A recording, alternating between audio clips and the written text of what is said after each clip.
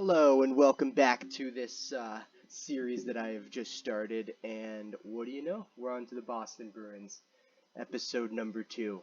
Alright, so let's start off here. The Boston Bruins, obviously a legendary team. They've been around forever. The first American franchise in the NHL. They're one of the most, storied franchises in the NHL. And I've done my research on stuff like the 1943-44 season.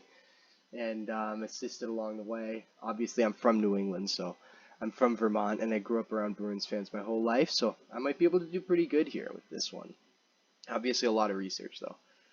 And just going off my memory, which is pretty bad for non-hockey stuff, but let's see what we got here. So let's start off with a player that I think is a little bit underrated, and a lot of people don't, talk about him as much as they should. How about Dick Clapper? Dick Clapper. Now, he played, obviously, 0.8. That's a good one. That's a good guess right there to start off. Let's stay old here. Let's try to stay old here. Let's stay a little bit old here. Let's go with Bill Cowley, another player. He's a legend. This guy. He had the league lead in assists, 0.8 again, 2.8s. That's pretty crazy right there. Let's see what we got here. So let's stay old. What about Herb Cain? What about Herb Cain? Yeah. He led the league in 0.8 again. They're all 0.8, just like the last game with fucking Anaheim, Boston. All these guys are coming out the same percentage. Just a little bit strange here. Let's try to get a little bit more recent with it. Let's go like the Orr Esposito era. How many people remember Bobby Orr's fucking line mate out there? Dallas Smith. Dallas Smith, this guy. 0.8. This is fucking awful. But the Dallas Smith story. He had a plus 98 one year playing out there with Bobby Orr. Pretty incredible. Let's try to get another guy out there who's on that team. Let's go Wayne Cashman.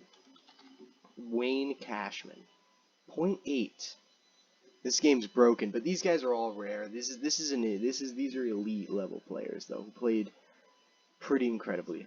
Alright, let's get a little bit more recent with this shit. How about like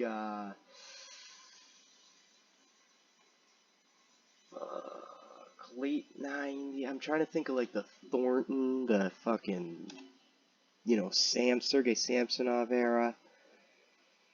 Because I know they had some young defensemen who came in who were probably pretty obscure. What about that McLean guy? McLean, right? McLean? No, this guy. Kyle McLaren. That's the guy I was thinking of. Kyle McLaren, this guy. 0.8.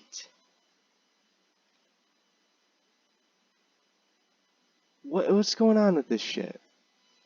Anyway, Kyle McLaren, that's a pretty good one. How about he came in with Hal Gill actually. I should put Hal Gill in there. I don't think a lot of people would remember him. Do I want to go even more recent? I'm going to try to come a little bit more recent with this. I'm going to do from the 2011 Cup Championship run. Let's think about what about like Caberlet?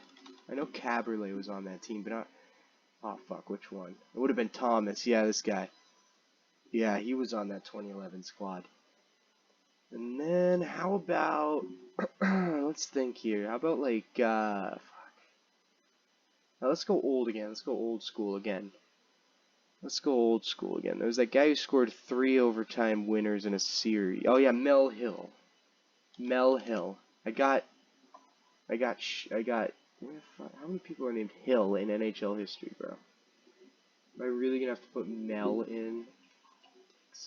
Mel Hill. This fuck. Alright. A 0% uniqueness on the motherfucking Boston Bruins. That's pretty solid. But this game was fucked. They were all 0.8. How is that even possible? So I got a 9 on my uniqueness. What is going on with the Boston Bruins game here? This is a little bit strange. This is a strange fucking game here. But these are some pretty obscure players. Thanks for watching as always, and this has been great.